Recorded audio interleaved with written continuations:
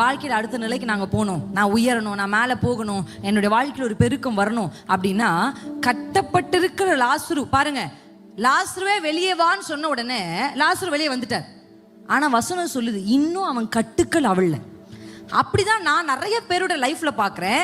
வாங்க சபைக்குள்ள இயேசுவை ரட்சித்து வாங்கினா வந்துட்டாங்க, ஆனா இன்னும் அவங்க லைஃப்ல அந்த கட்டுக்கள் இருக்கிறது. எத்தனை பேருக்கு நான் சொல்றது புரியுது? அதுக்கப்புறம் ஆண்டவர் சொல்றாரு சீஷர்கள்கிட்ட, என்ன போய் அவனை அன்டைப் பண்ணுங்க, அந்த கட்டுக்களை அவிழுங்க. ஏன்னா நிறைய பேர் கேட்குறாங்க, நான் இயேசு நம்பி வந்தேன் இல்லை, நான் சர்ச்சுக்கு வரேன்ல, இன்னும் என் லைஃப்ல ஏன் நடக்குது?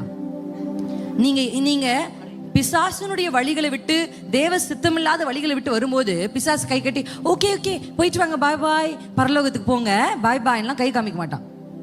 He will chase you. ஹல்லேலூயா ஹல்லேலூயா.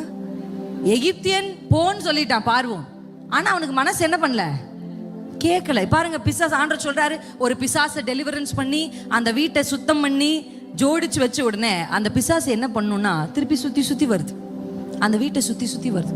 அப்ப உங்களுக்கு நீங்க நல்லா புரிஞ்சுக்கணும், எந்த கிறிஸ்தவ குடும்பம் நீங்க ஒரு ஸ்டெப் மேல ஏறணும்னு நினைச்சீங்கனாலே பிசாசு